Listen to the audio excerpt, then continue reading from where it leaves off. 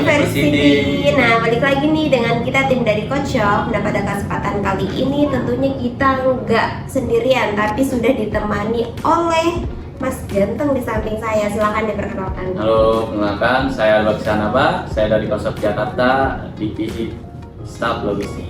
Oke, jadi kali ini Mas Bakis dan saya tentunya akan membedah buku atau mengulik buku You Do You dengan subbab How to Think Like Astrophysics karya Korubi. Masih Korubi nih ya, Alexander Ruby. Nah, gimana nih Mas? How to Think Like Astrophysics. Nah, kalau misalnya kita mau bahas sedikit, Astrophysics ini kan merupakan seorang ahli yang membahas mengenai antariksa seperti itu ya Mas. Nah, pada subbab ini apa sih yang penulis sampaikan ke kita gitu, dan apa yang bisa Mas Bakis petik daripada isi bab ini? Di dalam bab ini kita ingin bahas ada 3 macam. Nah, 3 macam apa Mas? 3 macam itu disadari atau tidak dalam hidup. Ada 3 macam kebenaran. Yang pertama personal truth. Personal truth itu adalah kebenaran pribadi. Terus ada juga politic truth. Politic truth itu adalah kebenaran politik. Terus yang terakhir adalah objective truth. Itu adalah kebenaran objektif. Nah, dari buku ini yang pertama kita bahas itu adalah personal truth. Personal truth itu adalah kebenaran yang sangat dipengaruhi oleh personal bias. Nah, kita masing-masing bisa jadi karena cara kita dibesarkan dari latar belakang keluarga, terus agama, dan kepercayaan. Untuk politik truth adalah sesuatu yang kurang akurat tapi diterima. Di dalam buku ini mengambil kutipan contoh, misalkan kita menelusuri siapa itu yang membuat lampu bolam. Nah, yang kita ketahui itu yang membuat lampu bolam itu adalah Thomas Alva Edison. Nah, tapi dalam sisi ini kita juga kalau misalkan kita mau kepo atau apa, kita juga bisa melalui via Google. Pertama, siapa sih yang membuat lampu bolam itu? Kan yang pertama yang sering kita tahu gitu, pembuat lampu bolam itu adalah Thomas Alva Edison. Nah, kalau misalkan kita melalui via Google itu di situ sejarahnya ada orang yang bernama Joseph Swan. Terus dia itu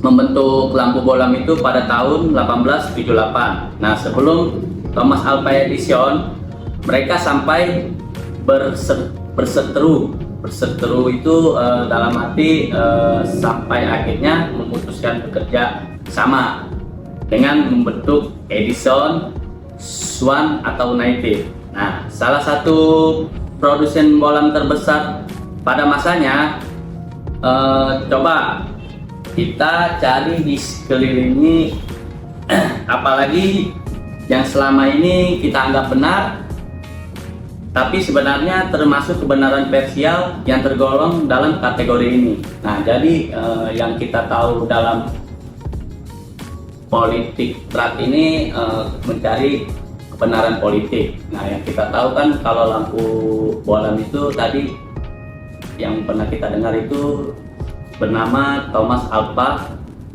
Edison. Nah, tapi kalau misalkan kita mau kepo lagi, kita bisa juga melihat via Google. Nah, via Google itu nggak cuma Alva Edison doang, berarti banyak juga.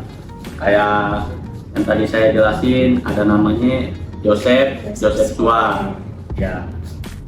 Oke, jadi kalau political truth ini benar banget bahwasanya kalau misalnya di buku-buku pelajaran kita, entah IPS entah IPA, pasti yang namanya penemu bohlam disebut adalah Thomas Alva ya. Tapi ternyata sebelum Thomas Alva mengklaim bahwa dirinya menemukan bohlam tersebut, jauh di masa itu ternyata dari siapa tadi, Yosef Swan ini sudah mengklaim dirinya terlebih dahulu bahwasannya dia juga menemukan bohlam.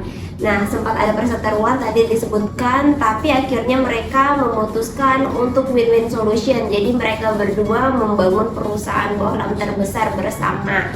Nah, ini kan oke banget.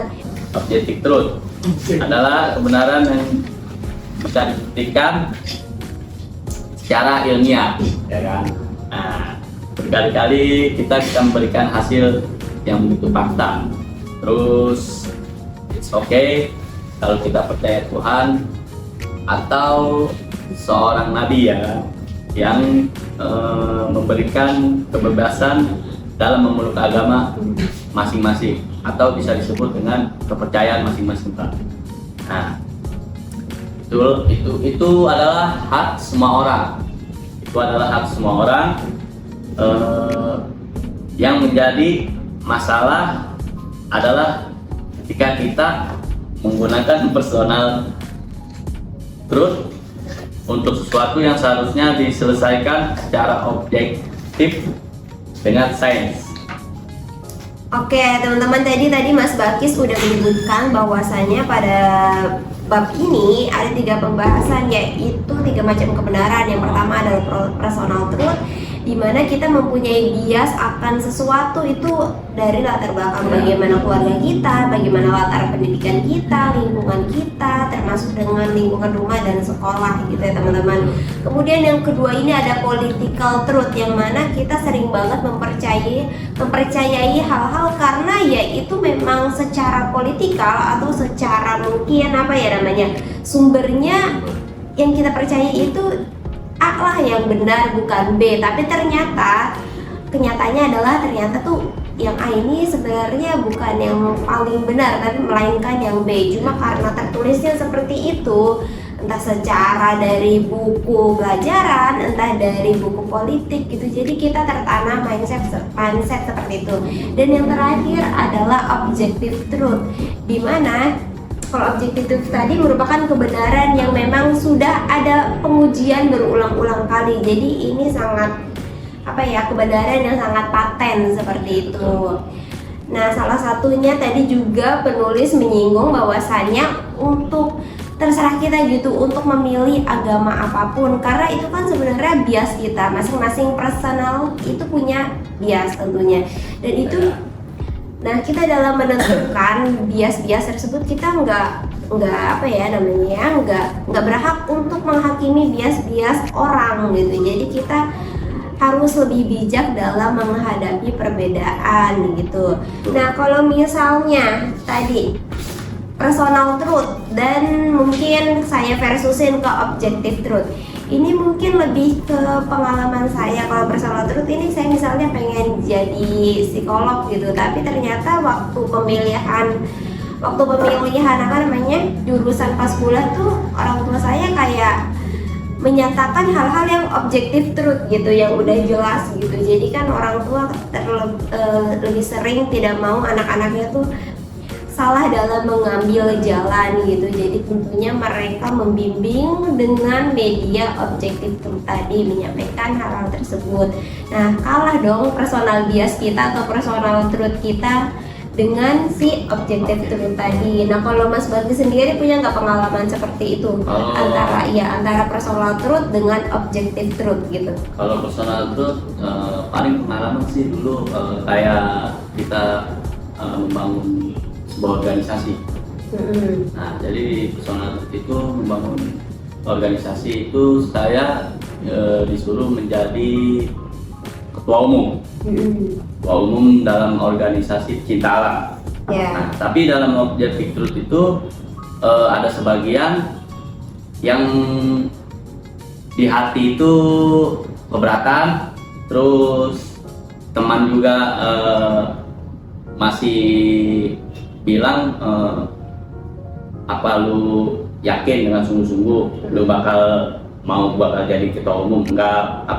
Apakah lu nggak mau dipikir-pikir dulu? Nah, jadi ada rasa keraguan juga kan. Nah, makanya dari situ memutuskan saya ngambil untuk tidak memilih jadi ketua umum. Gitu ya, jadi mengikuti personal bias. Ya. Kemudian juga nih penulis di sini menyinggung yang lebih berbahaya adalah ketika kita memaksakan personal truth kita walaupun objektif truth telah membuktikan mana yang benar dan salah. Lebih dari itu, kita bahkan bisa melupakan kenyataan dan menganggap pemikiran kita lebih superior dari orang lain, atau ekstrimnya kaum gue lebih superior dari yang lainnya. Nah ini mungkin orang-orang yang seringkali kayak merasa paling benar gitu ya Mas Bakis ya, itu adalah orang-orang yang lebih mengedepankan personal truth mereka dibandingkan dengan objective truth. Jadi mereka menutup telinga mereka, menutup pikiran mereka untuk dapat get pendapat dari orang lain. Jadi mereka ya udah yang paling benar adalah personal truth gue gitu. Pendapat gue ini paling benar. Nah ini sangat ekstrim dan sangat merugikan diri kita dan masyarakat sih teman-teman.